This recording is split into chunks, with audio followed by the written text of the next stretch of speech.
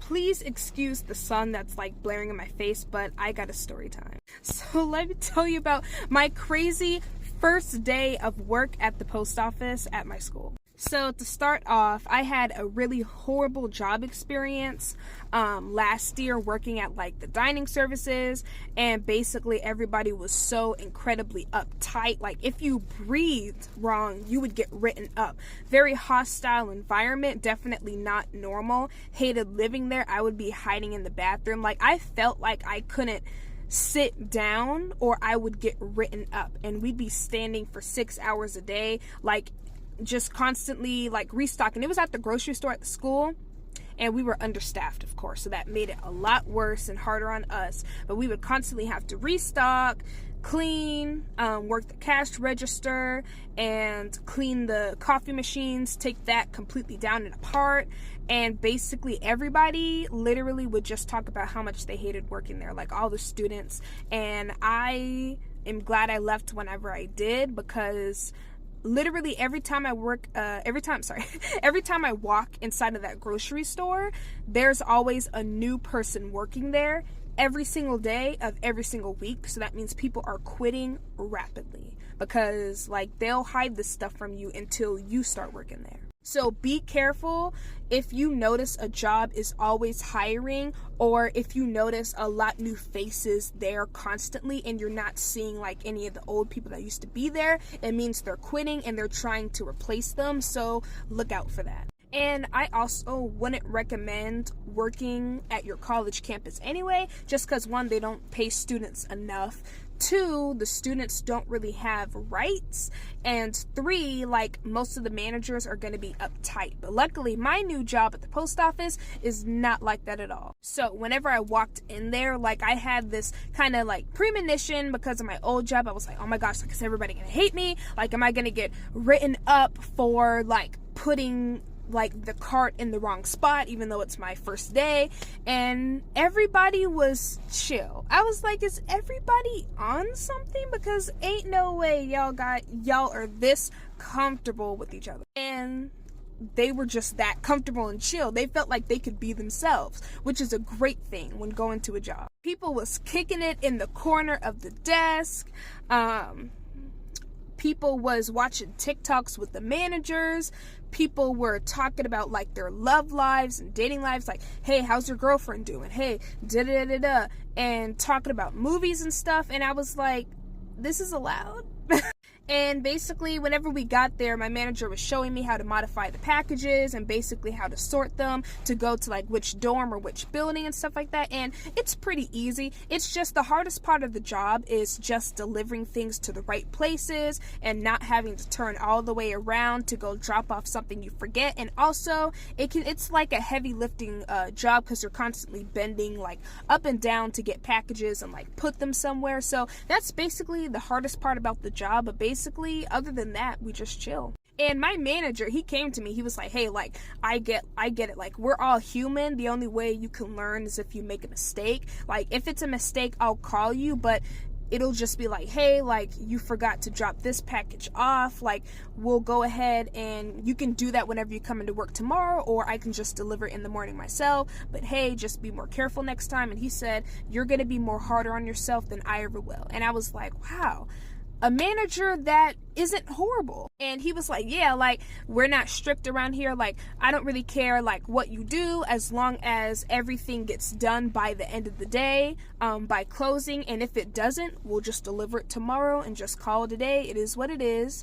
And he was telling me that it doesn't matter like when or how long my lunch is, or whenever I take it, I can literally just do whatever as long as everything gets done by the end of the day. If I want to take my lunch at 12, if I want to take my lunch at 1, if I want to take it at 2, and if I want to take it for 30 minutes, an hour, like, he's like, I don't care. You don't have to tell me. Just clock out and then clock back in whenever you get back and just hop in the van. And he said basically now, because I'm new, I'm going to be just riding with different people, but eventually I'm going to learn how to drive like the van and the box truck myself, but it shouldn't be too hard. And he was like, yeah, just don't put pressure on yourself. And I was like, that's different. That's really different. And also, apparently somebody, I'm not going to call him by the actual name in case they find this video, but hey, only positive things, but I will call him, I don't know what to call him. I'll just call him Crash Bandicoot or something, and you'll see why. Basically, Crash Bandicoot backed up into a car, but he didn't get in trouble because the car was parked illegally, and basically he's still working there, so I'm like, if he can crash into a car and not get fired, I think I'm gonna be just fine. Like, everybody is like too chill, but hey, I'll take it. Even though it's only like $10 an hour because they only pay students so much money, I would rather have a good work environment because it's gonna keep me wanting to come back and not wanting to call in sick every week because I'm scared to come in. And everybody was super nice, super friendly to me. One of the girls, she's like the only black girl that works there. I'm not going to say her real name, but I'll call her Purple because me and her were talking about the Color Purple movie that's coming on December 25th. And she was like, girl, like, we gotta get you to start watching some of these movies. And whenever she left at 5, she was like, hey, like, I'll see you on Thursday. And I was like, oh my gosh, somebody actually excited to see me again? This is great. Me and her are clinging like this. You know, whenever you see like another black person like in the room, you're just like, hey, like, what's good? And yeah, so I do want to be friends with her, but she's full-time. She's not a student. So I don't know. She's like late 20s, early 30s. So I'm like, dang, like I wish she wasn't so much older than me, but it is what it is. Because sometimes the most mature people are the older ones. So is what it is. She's pretty cool and I look forward to it. But that's not the best part.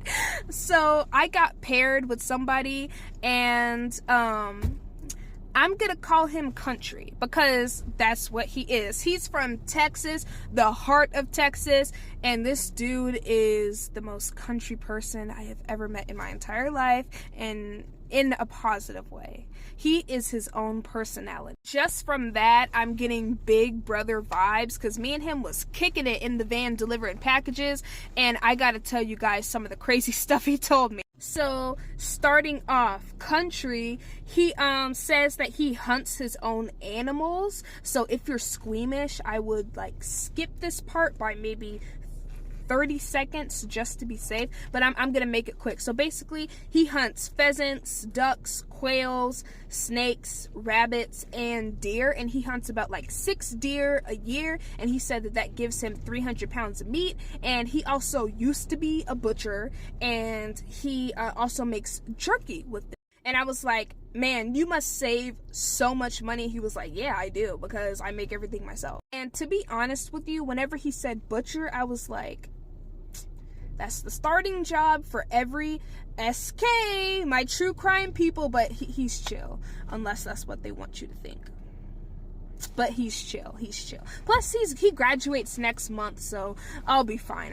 I'm sure he's fine. So, but yeah, basically, so hopefully I get some of the jerky before he graduates because I want to know what venison is like. Is that snake meat? Whatever snake meat tastes like. I think venison deer or snake meat? I don't know. I don't hunt. I don't really know what that stuff is, so I'll just have to wait and see.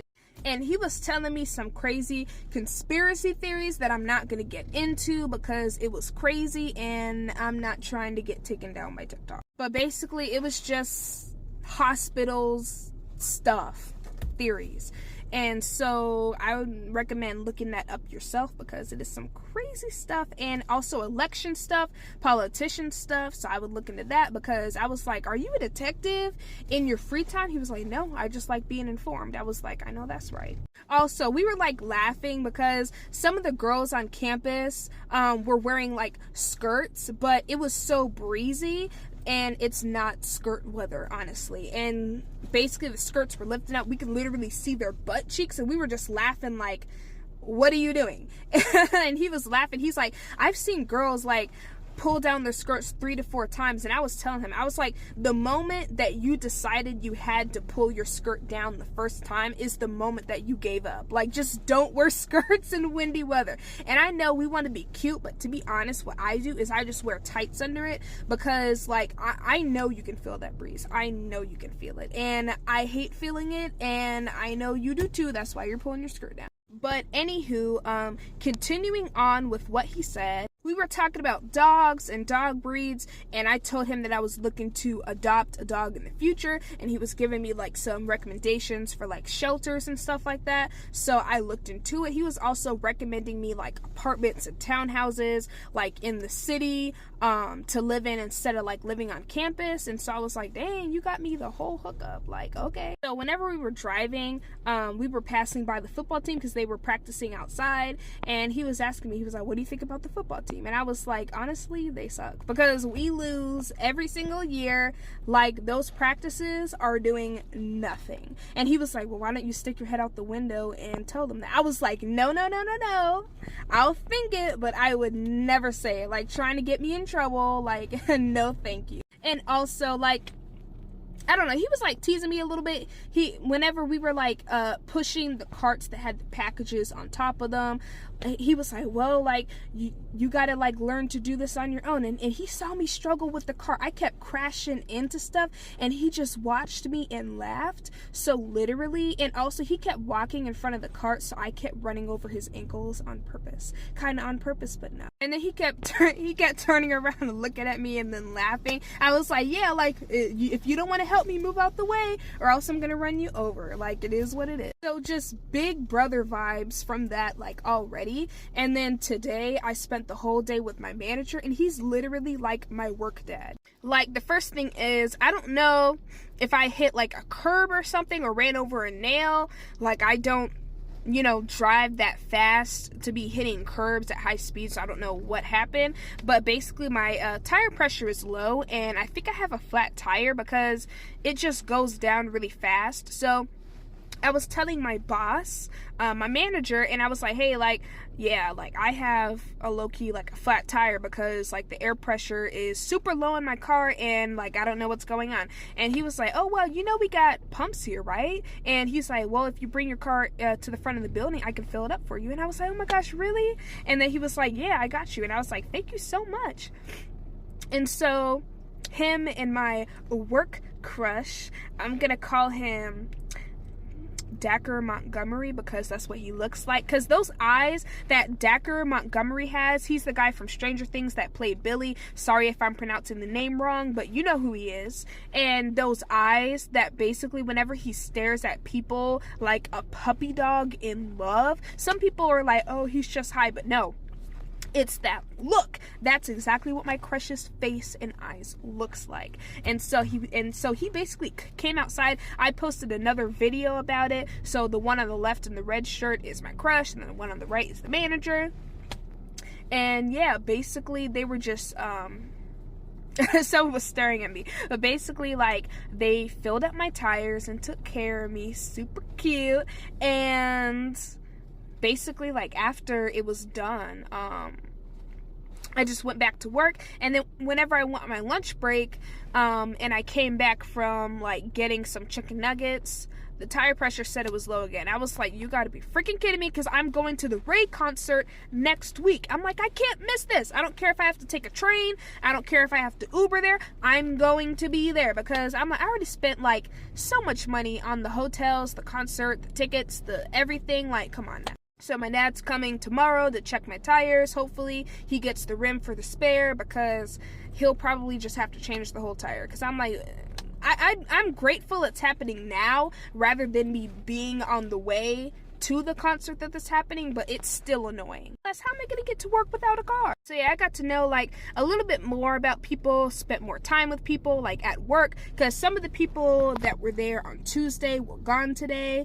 And so yeah, we basically just hung out. I spent the day with my manager. He was showing me, like, where to deliver the packages and kind of helping me. He let me scan some stuff, carry some stuff, just to see how I was doing. And Yeah, he's literally like my work dad. I'm getting fatherly vibes. Definitely took care of me wherever I struggled and stuff like that. Like, we're our own little community, and they just welcomed me, and I feel very grateful. And I talked to my work crush a little bit more today. Yeah, every time that I like come from somewhere and like go into the room, he's like, hey. And honestly, like, I have social anxiety, so I'm like, dang, like, what do I say? Do I say hey or hey or hey? Like, I don't know what to say. Like, I don't know. I'll be getting to know him more. I don't know. It's just a little work crush, just something to, I don't know. Everybody has crushes that makes you, I don't know, try a little harder. I just spit everywhere. That makes you try a little harder to look cute. So we'll see how it goes. Also, I have no idea how old he is. He doesn't look too old, but I don't know. He looks like he's about like 25, 24, 25. I don't know. I don't know. He's full-time. So that means he's not a student because he's full-time. So he graduated? I don't know. My dad's calling me. I got to tell him about the tire. So see you again for another story time.